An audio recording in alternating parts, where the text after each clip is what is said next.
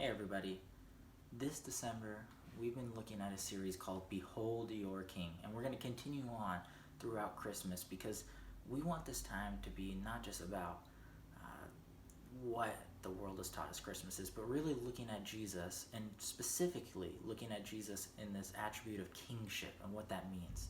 And I think it's important that we start off with really the story of the Bible and how it's the fulfillment, and Jesus is coming as Messiah to redeem Israel in its story.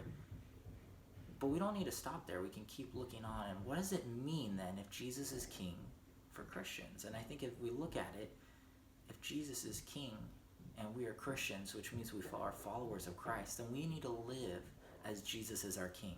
So how do we do that? Well, the way that we've been talking with our students recently is something called the Jesus Creed, which I picked up from Scott McKnight. It's this idea that comes from Matthew 22, where Jesus is talking with a Pharisee, and he gets challenged, what's the greatest commandment? And Jesus is talking with him, and what we learn in Matthew 22 is this whole love your Lord your God with all your heart, right? And the second is like it, love your neighbor as yourself.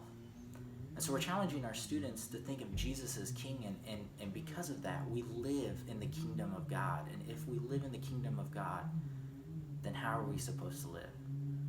We're supposed to live in such a way that we love God with every single part of ourselves. And secondly, we're to love each other. This community we have, not just in the church, but throughout the world, in such a way that it shows who our King is. And so in this time of Behold Your King, I think it needs to be first, let's seek after Jesus and see him so that we love God with all our heart. But secondly, live in such a way that shows others, that lets others behold who the King is. So as we're in this December season, I want to challenge you that. First, seek after the King, love him with all your heart. And secondly, go after others. Show others who your King is.